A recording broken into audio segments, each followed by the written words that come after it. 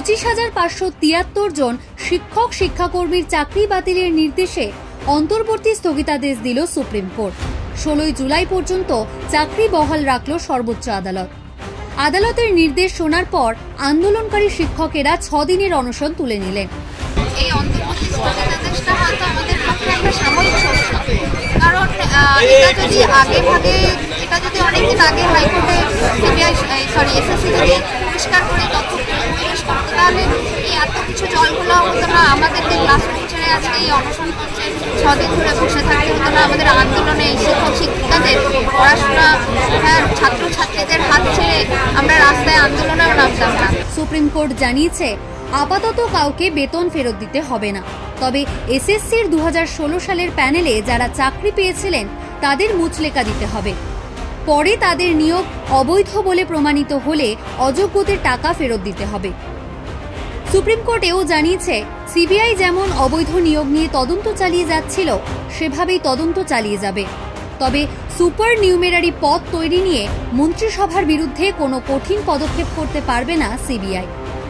16 জুলাই মামলার চূড়ান্ত নির্দেশ ঘোষণা করা হবে বলে জানিয়েছে সুপ্রিম কোর্ট। সর্বোচ্চ আদালতের নির্দেশের পর মুখ্যমন্ত্রী সমাজ মাধ্যমে 2016 সালের প্যানেলের শিক্ষক শিক্ষাকর্মীদের উদ্দেশ্যে শুভেচ্ছা বার্তা দিয়েছেন। মঙ্গলবার শুনানির শুরুতে একাধিক প্রশ্ন তোলে সুপ্রিম কোর্টের প্রধান বিচারপতির বেঞ্চ। কোন অভিসন্ধিতে প্যানেল বাতিল হওয়ার পর সুপার নিউমেরারি পোস্ট তৈরি রাজ্যের? এদিনের শুনানিতে বারবার সুপার নিউমেরারি পোস্ট তৈরির কারণ জানতে চান প্রধান বিচারপতি।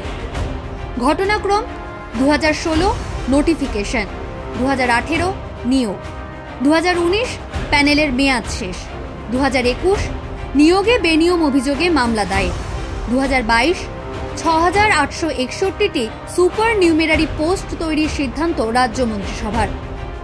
মঙ্গলবারের শুনানিতে প্রধান বিচারপতি জানতে চান কি কারণে 2022 সালে সুপার নিউমেরারি পোস্ট বা অতিরিক্ত শূন্যপদ তৈরির প্রয়োজন পড়েছিল। রাজ্যের আইনজীবী রাকেশ দ্বিবেদী জানান, ওয়েটিং লিস্ট থেকে নিয়োগের জন্য এই পদ তৈরি করা হয়। রাজ্যের খারাপ অভিসন্ধি ছিল না, ওই পদে নিয়োগ হয়নি। 25,752 জনের চাকরি বাতিল মামলায় এসএসসির দায়িত্ববোধ নিয়ে প্রশ্ন সুপ্রিম কোর্টের। নাইসা ছাড়াও অন্য সংস্থার কাছে ওয়েমার শিটের তথ্য গেল কিভাবে? এসএসসি তা জানতেও পারল না। কটাক্ষ সর্বোচ্চ আদালতের। পদ্ধতিগত জালিয়াতি করেছেন এসএসসির কাজে বিস্মিত সুপ্রিম কোর্ট।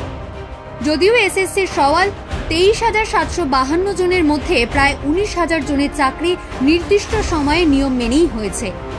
এসএসসিকেও বারবার ডিস্টর্ট করা হয়েছে, এসএসসির কথা টুইস্ট করা হয়েছে, এসএসসিকে খাস্তা করার চেষ্টা করা হয়েছে। একবারও ভেবে দেখা হয়নি যে এসএসসির যিনি বর্তমান চেয়ারম্যান তিনি ওই সময় ছিলেনই না, ফলে তার কাউকে লুকোনোর কোনো দায় নেই, কিচ্ছু দায় নেই, এবং তার থেকে ওপরের থেকে কোনো নির্দেশও ছিল না, এবং এই ধরনের কোনো পরস্পর বিরোধী কথা এসএসসি বলেছে বলে আমি মনে করি না। দুর্নীতি হয়েছে মেনে নিল এসএসসি, তবে সিবিআই এর দেওয়া তথ্য মেনে যোগ্য ও অযোগ্যদের আলাদা করা সম্ভব। আদালতকে তাও জানালো এসএসসি। প্রায় 18,000 শিক্ষকের অভাব তৈরি হয়েছে, যার প্রভাব পড়বে ছাত্রদের ভবিষ্যতের ওপর, দাবি মধ্যশিক্ষা পর্ষদের আইনজীবীর।